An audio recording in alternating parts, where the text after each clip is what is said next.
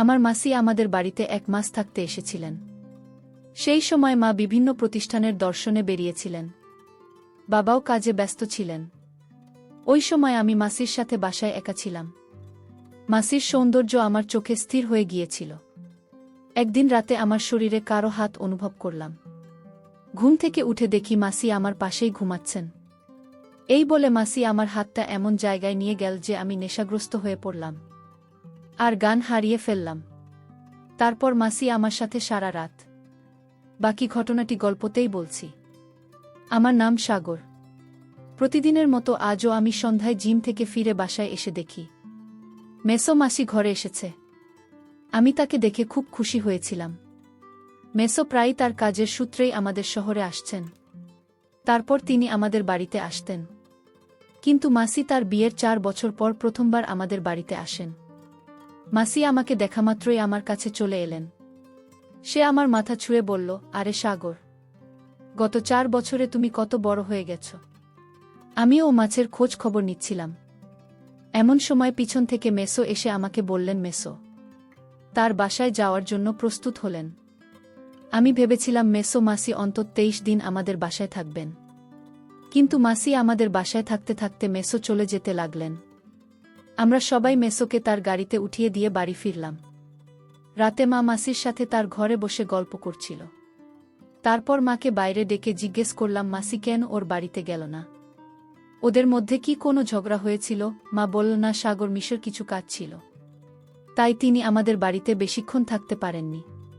আর তোমার মাসেই শহরের একজন ডাক্তারের কাছে 1 মাস ধরে চিকিৎসা নিচ্ছেন এবং তিনি আগামী 1 মাস আমাদের বাড়িতে থাকবেন। এটা তোমার জন্য আনন্দের বিষয় হবে, কারণ এখন আমি আমার বন্ধুদের সাথে যাচ্ছি। এমন পরিস্থিতিতে তোমার খাবার দাবারের সমস্যা হতে পারে, কিন্তু এখন আর দাসী খুঁজতে হবে না। তোমার মাসি ঘরের সব কাজ করবে। মনে করলেন এই ব্যাপারটা ঠিক আছে, তাই আমি আমার রুমে চলে গেলাম। মাসি কোনো চিকিৎসার জন্য এসেছেন? আমি এটা জিজ্ঞেস করিনি। মাসির আগমনের আগে মা কলোনির এক বন্ধুকে নিয়ে মন্দিরে যাওয়ার পরিকল্পনা করেছিলেন। তার যাত্রা হবে 2 দিনের মধ্যে। এখন সে কয়েকদিন বাড়িতে থাকবে না এবং এটা সে মাছিকে আগেই জানিয়েছিল।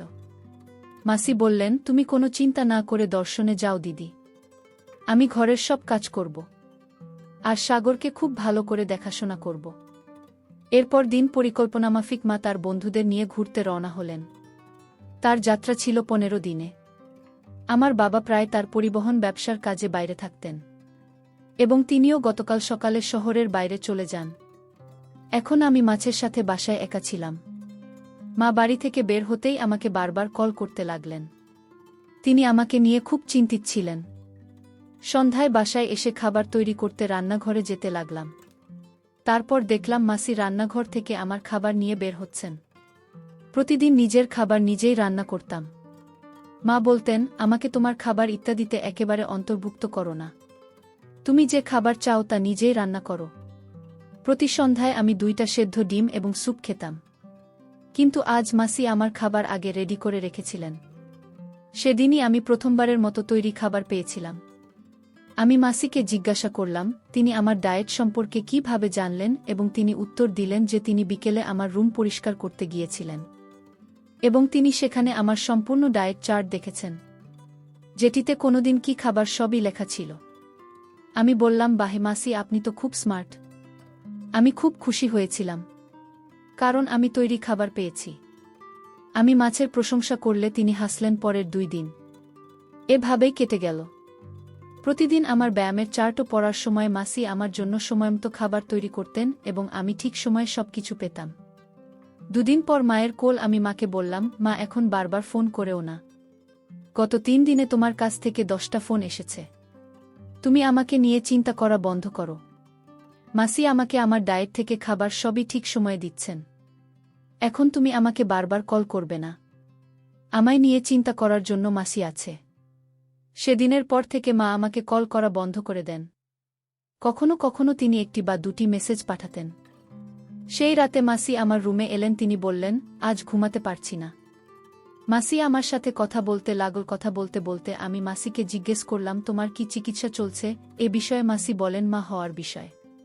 আমি তাকে আর কোনো প্রশ্ন করিনি। তারপর হঠাৎ বিদ্যুতের মতো একটা বিকট শব্দে মাছি ভয় পেয়ে গেলেন। ভয় পেয়ে মাছি আমার কাছাকাছি আসতে লাগলেন। আমি একটু লজ্জা পেলাম, কারণ মাছির বয়স কম। আমি ভাবলাম মেয়েমানুষ একটু ভয় পাবে, এটাই স্বাভাবিক। তারপর তাকে সান্ত্বনা দিলাম। আমি তার থেকে নিজেকে দূরে সরিয়ে বললাম, মাছি তুমি তোমার ভাগ্নের মাছি, এই ছোট কণ্ঠে ভয় পাও কেন? আমি হেসে মাছের সাথে কথা বলছিলাম, কিন্তু তিনি আমার দিকে অন্য দৃষ্টিকোণ থেকে তাকিয়েছিলেন। তার চাহনি দেখে আমি নিজেই লজ্জা পেতে লাগলাম এবং চোখ নামিয়ে নিলাম।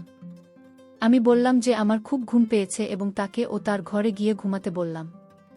সকালে নিজের সময় মতো কলেজের উদ্দেশ্যে রওনা দিলাম।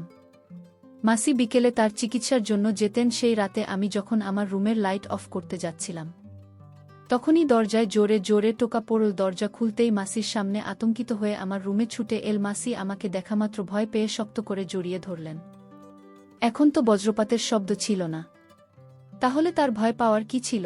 আমি প্রথমে তার মাথায় হাত বুলিয়ে তাকে শান্ত করলাম। সে বলল, সাগর, আজ আমি দিদির ঘরে একা ঘুমাতে পারব না। আমার অদ্ভুত অদ্ভুত চিন্তা আসছে। হয় তুমি আমার ঘরে ঘুমাও, না হয় আমাকে তোমার সাথে তোমার ঘরে ঘুমাতে হবে। আমি মাসিকে শান্ত করে জিজ্ঞেস করলাম, তুমি কিসের ভয় পেয়েছ? এই বিষয়ে মাসি বললেন, আমি যে ডাক্তারের কাছ থেকে চিকিৎসা নিচ্ছি, তিনি আমার সঙ্গে কি করবেন বলতে পারব না, তাই আমি ভয় পাচ্ছি। আর আমার মাথায় বারবার অদ্ভুত ভাবনা আসছে, যেন সেই ডাক্তার আমাকে এই কথা বলল। মাসির এত কাছে থাকাটা আমার মনে হয় অদ্ভুত চিন্তা নিয়ে আসছিল। জানি না মাসির কি হয়েছে, তার ভিতর মুখ কিছুক্ষণ আগেই দেখেছি, তাই বারবার ওকে নিজের থেকে দূরে রাখতে পারছিলাম না। তাই আমি ঘরের বাতি জ্বালিয়ে দিলাম। বাতি জ্বালাতে মাসি আমার থেকে দূরে চলে গেলেন। পরের দিন আমি আমার মাসির সাথে সেই হাসপাতালে গেলাম যেখানে তিনি চিকিৎসাধীন ছিলেন। আমি হাসপাতালের পরিবেশ তো আমার ঠিকই লাগে এবং ডাক্তার মাসিকে চিকিৎসা করতে লাগল। সে অনেক বড় মতো ছিল। মাসি আমাকে তার সম্পর্কে কেন এমন কথা বলছিল। চিকিৎসা শেষ করে বেরিয়ে এল, তার মুখ বিষণ্ণ দেখাচ্ছিল। আমি যখন তাকে তার মুখ বিবর্ণ হয়ে যাওয়ার কারণ জিজ্ঞেস করলাম, সে বলল, কিছু না, আমি প্রতিদিন এই চিকিৎসা পেয়ে বিরক্ত হয়ে গেছি। মাসির বিষণ্ণ মুখ দেখে তাকে বললাম, চিকিৎসার কথা বাদ দিন, আজ আমি তোমাকে আমার সাথে সিনেমা দেখতে নিয়ে যাব। আমি ভাবলাম সে একটু ঘুরবে কি না, তাহলে হয়তো সে কিছুটা স্বস্তি পাবে। কারণ গ্রামে সিনেমা হল কোনো জিনিস ছিল না এবং মেসো মাসিকে খুব একটা বেড়াতেও নিয়ে যেতেন না। আমি এটা খুব ভালো করেই জানতাম, যত তাড়াতাড়ি সে শুনল যে আমি তাকে বেড়াতে নিয়ে যাচ্ছি, মাছির মুখ উজ্জ্বল হয়ে উঠুন। অর্ধেক মুভি দেখার পর মাসি আমার হাত ধরে কিছুক্ষণের মধ্যেই আমার কাঁধে মাথা রেখে ঘুমিয়ে পড়লেন। বাসায় আসতেই মাসি বললেন, সাগর, আজকে তুমি আমায় একটা স্মরণী দিন করে দিল, আমি এই দিন ভুলব না।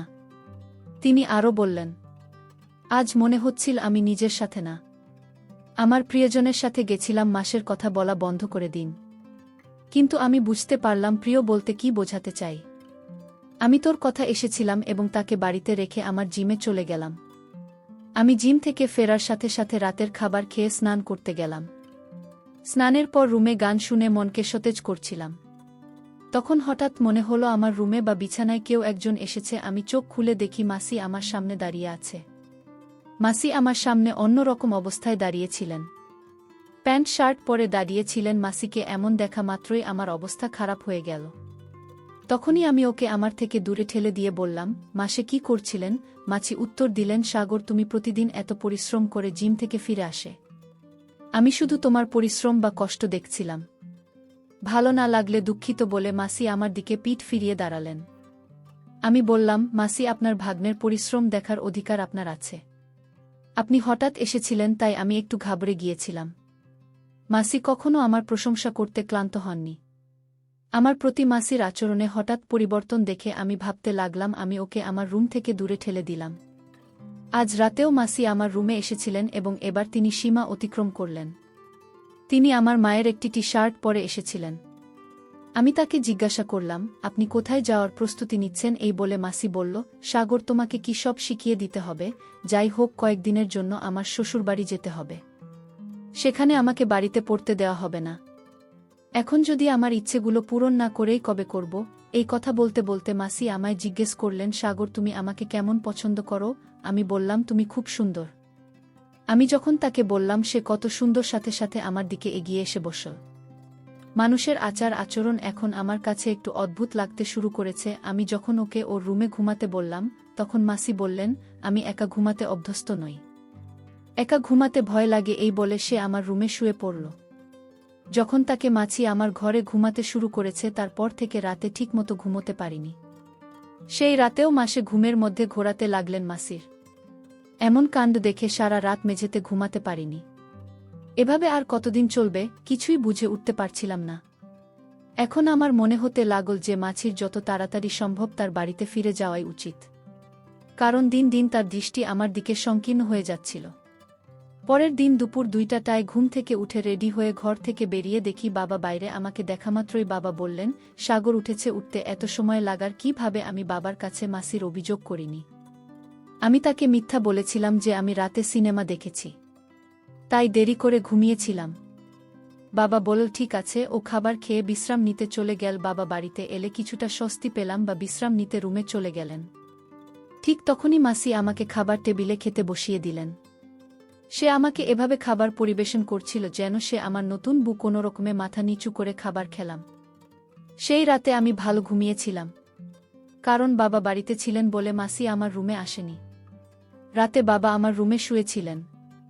পরের দিন বাবা নাস্তা করে চলে যাওয়ার সময় বাবা বললেন, আমি 4 দিন পর বাড়ি ফিরব। মানে বাবা বাড়িতে এসেছেন মাত্র একদিনের জন্য। বাবা, তুমি 4 দিন বাড়িতে থাকবে না?